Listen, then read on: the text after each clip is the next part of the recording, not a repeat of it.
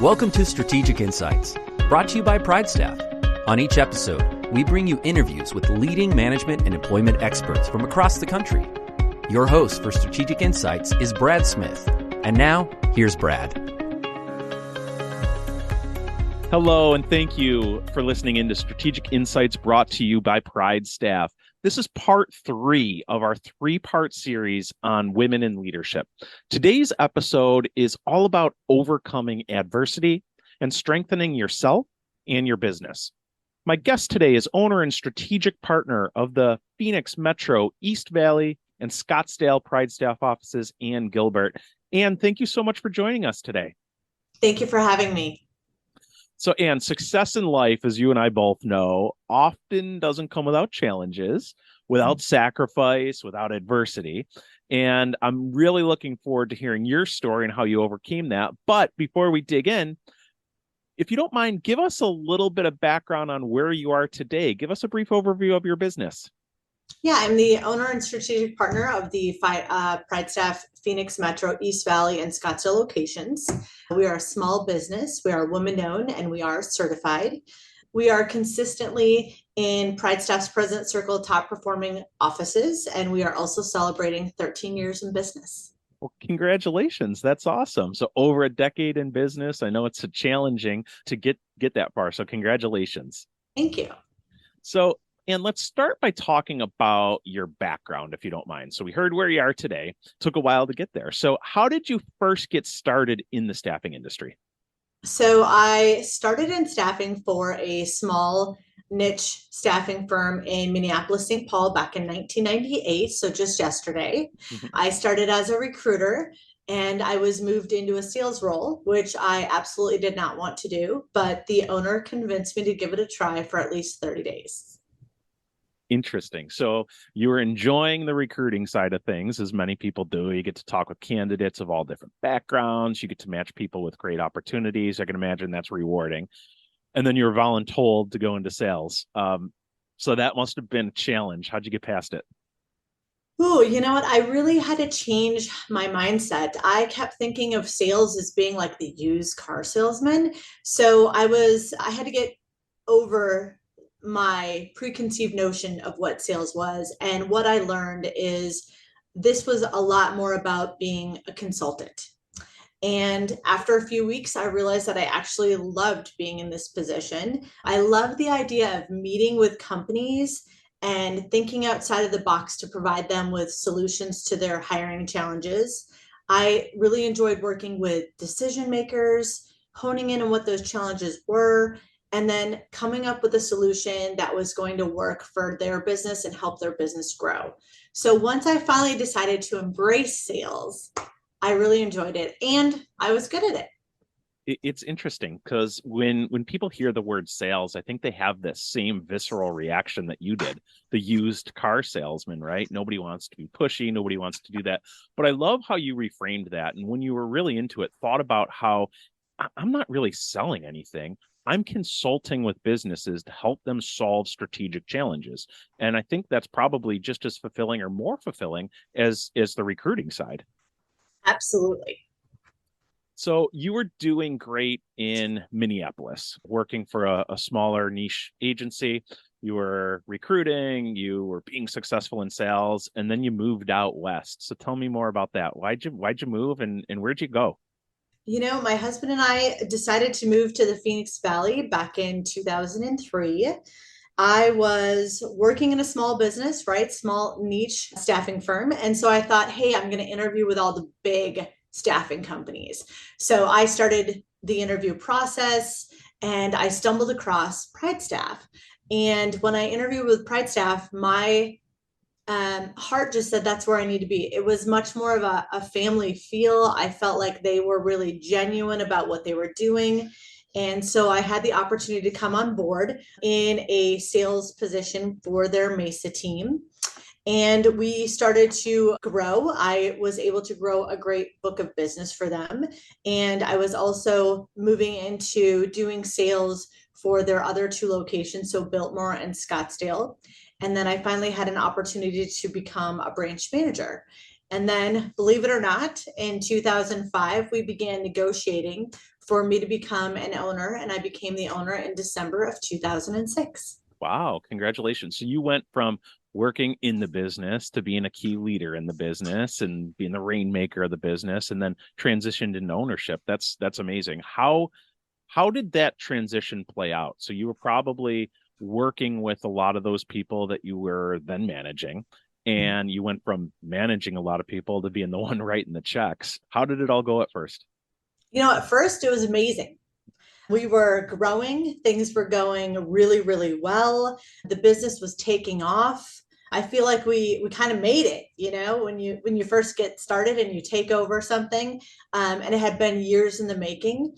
And then, our little friend recession came right around the corner, and we weren't really prepared for it. I don't know that anyone could have been prepared for the recession. In about 3 months, we lost 80% of our business at the beginning of 2008.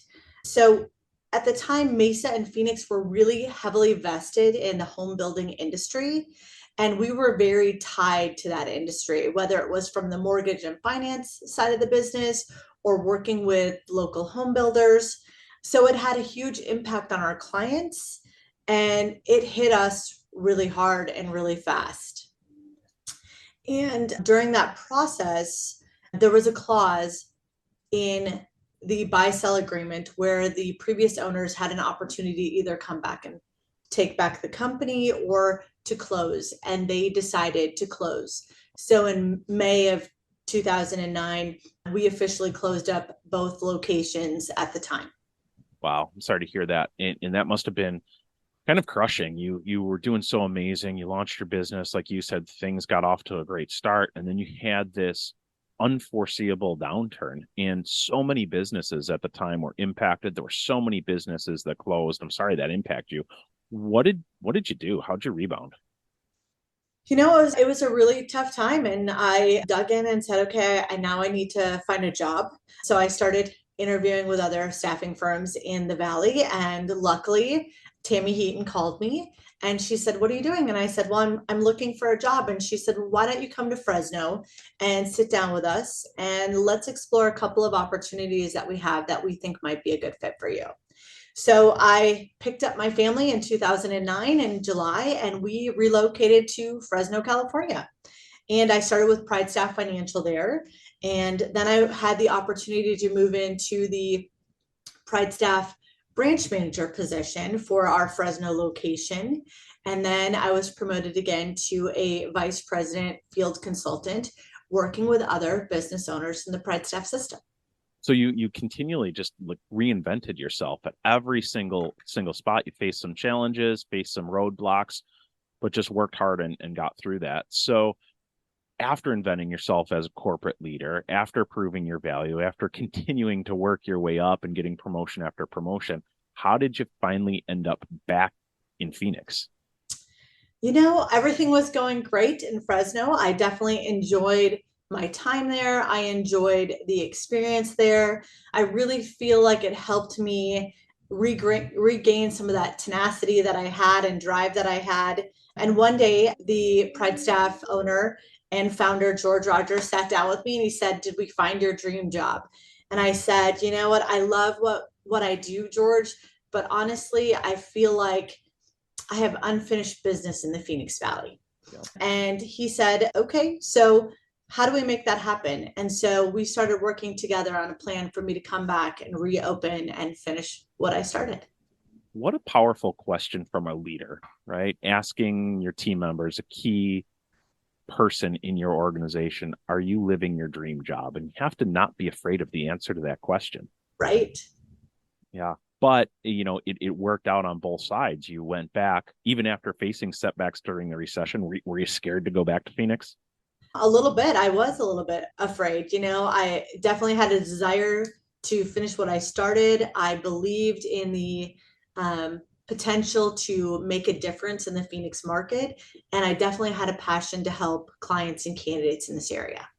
So you're going back and reinventing the business, reinventing yourself back in Phoenix, finishing up that unfinished business, as you mentioned.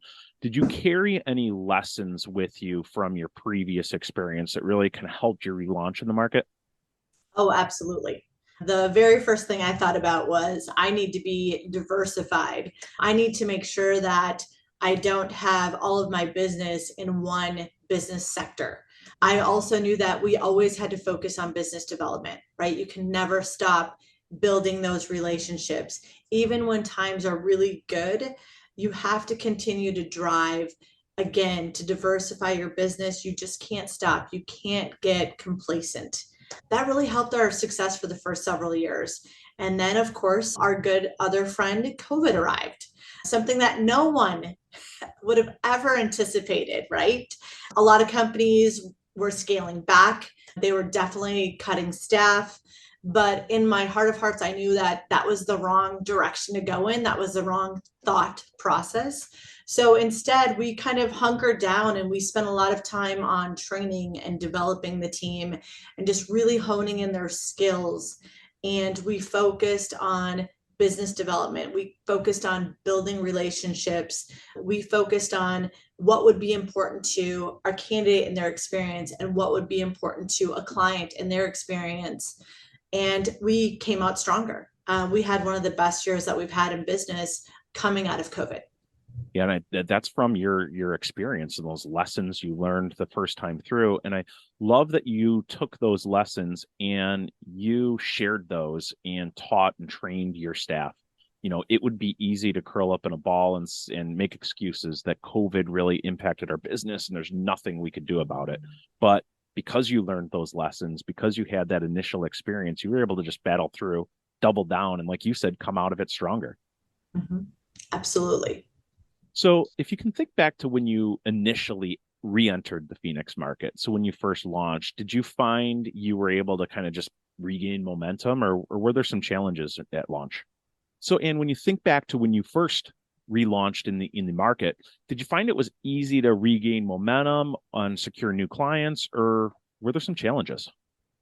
I'm not going to lie, it was a challenge. I thought I would come back to the market and start where I finished and walk into companies that we had built strong relationships with and everyone would be there. And that's not what happened.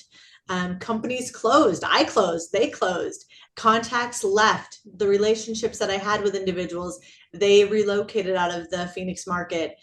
I was able to find individuals that we had partnered with in the past and we reestablished those relationships as quickly as we could. But we also knocked on doors. We made a ton of phone calls.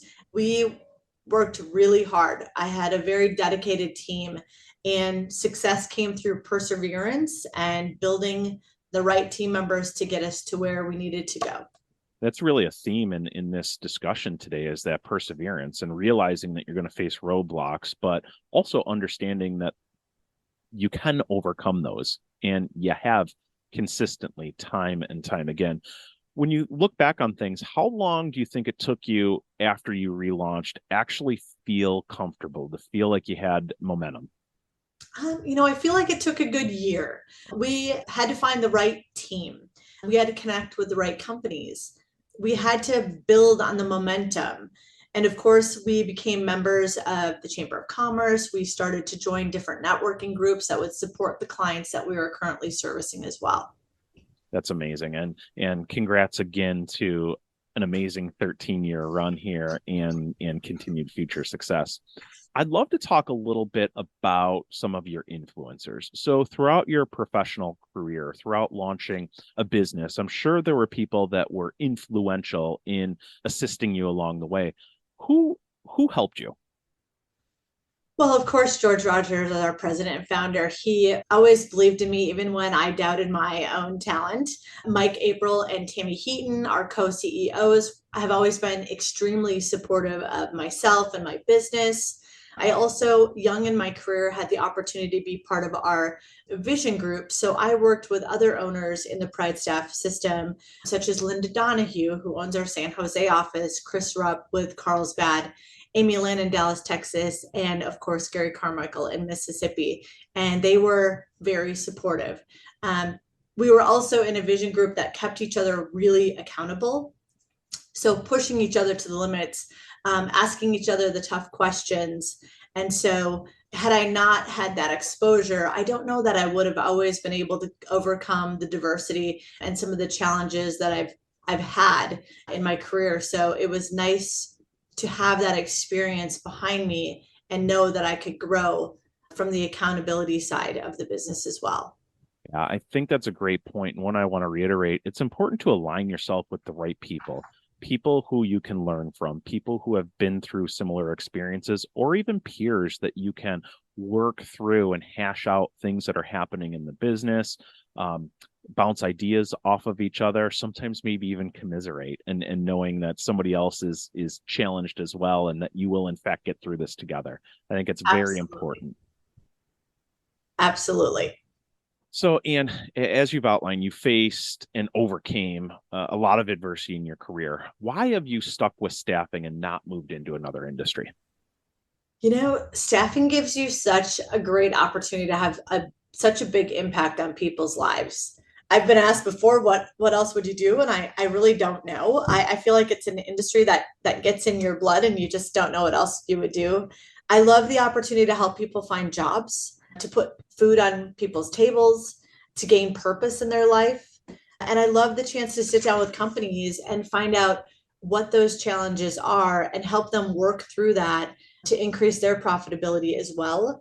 And I like to have an impact on individual team members' lives as well. Well, I know you're certainly doing that, and you've been doing it for 13 years, and I'm sure there's countless more years of doing that. So let's talk about that a little bit and talk about how rewarding it has been. So up until now, we've talked a lot about adversity, but anything rewarding in life is you're going to face some adversity. You're going to have to stick to it. You're going to have to get through the tough times so that you can truly enjoy the good times. So talk to us a little bit about the rewarding parts of launching and owning your own business. Watching my team members be successful is really important to me. Mm-hmm. So somebody who comes in and says, I just landed an appointment with this great company that I've been, having lots of conversation with, and I'm finally going to get some face-to-face time with them. That's huge. Or somebody coming into my office saying, I know that client was looking for this really challenging skill set, and I'm so excited to say that I found them the right person for their team, and they start next week. That to me is huge. Just the opportunity, like I said, to impact other people's lives. Yeah. And if you think about it, in 13 years, the number of people who you've impacted in helping them find a job, helping people put food on the table, helping organizations stay in business through rough times, through downturns, through COVID, you're doing some amazing work, and congratulations on that. Thank you. To wrap things up, and for the women who are listening, for everyone that are listening to this podcast that want to start their own business, who aspire to be entrepreneurs, do you have any closing words of wisdom for them? Yes, I would say that you need to know how to hustle. You have to want to do things that nobody else wants to do. You have to make a lot of sacrifices. If your dream is to be a business owner, I will tell you it is 100% worth it. As your business continues to grow, you do get to the point where you do have a lot of freedom in your life. Don't get discouraged. Always push yourself to get out of your comfort zone, and be okay with someone telling you no, because the next person might be the one that tells you yes. I love that. What a great tip to end on. If you're not willing to be told no, you're going to miss out on a lot of great opportunities. Yes, absolutely. Terrific. And I want to thank you so much. I hope everyone listening or watching this episode finds value. I know I certainly did. You've motivated me to reach for the stars and get out of my comfort zone. So thank you. And thank you all so much for listening. Take care. Thank you for listening to Strategic Insights, brought to you by PrideStaff. Whether you're looking for high-level workforce consulting or staffing help to meet demands, PrideStaff is here to help.